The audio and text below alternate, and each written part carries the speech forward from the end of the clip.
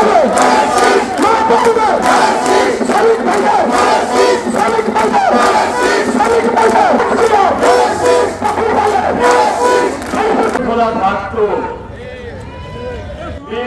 দিন শেখ হাসিনা জেল থেকে জামাতও কিন্তু ওই বেঈমানি করেছিলেন করার জন্য বাংলাদেশের উপরে বৈষম্য রাষ্ট্রীয় পরিচয় আজকে খুলনার মলিন হয়ে গেছে চেহারা।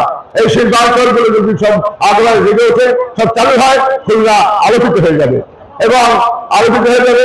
আমরা বিশ্বাস করি যে আগামী দিনের গণতান্ত্রিক সরকার, জনাব তারেক রহমানের সরকার, জনাব আজকে দেশের মানুষের সরকার যখন গঠন হবে, তখন ইনশাআল্লাহ এই শ্রমিকদের সমস্যার সমাধান হবে এবং কলকারখানা চালু হবে ইনশাআল্লাহ।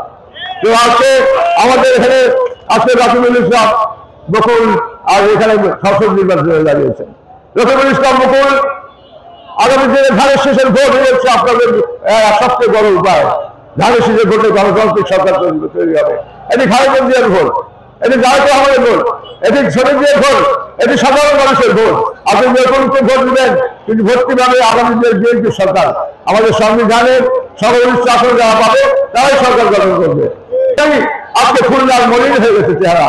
এই শিল্পাঞ্চলগুলো যদি সব আগ্রহে জেগে ওঠে, সব চালু হয়, খুলনা আলোকিত হয়ে যাবে এবং আলোকিত হয়ে যাবে। আমরা বিশ্বাস করি যে আগামী দিনের গণতান্ত্রিক সরকার, জনাব তারেক রহমানের সরকার, জনাব আজকে দেশের মানুষের সরকার যখন গঠন হবে, তখন ইনশাআল্লাহ এই শ্রমিকদের সমস্যার সমাধান হবে এবং কলকারখানা চালু হবে ইনশাআল্লাহ। তো আজকে আমাদের এখানে আজকে রাকিবুল ইসলাম বকুল আর এখানে সংসদ নির্বাচনে দাঁড়িয়েছেন। রাকিবুল ইসলাম বকুল আগামী দিনে ধানের শেষের ভোট হয়ে যাচ্ছে আপনাদের সবচেয়ে বড় উপায়। ধানের শেষের ভোটে গণতান্ত্রিক সরকার তৈরি হবে। এটি খালেদা জিয়ার ভোট, এটি তারেক রহমানের ভোট, এটি শ্রমিকদের ভোট, এটি সাধারণ মানুষের ভোট।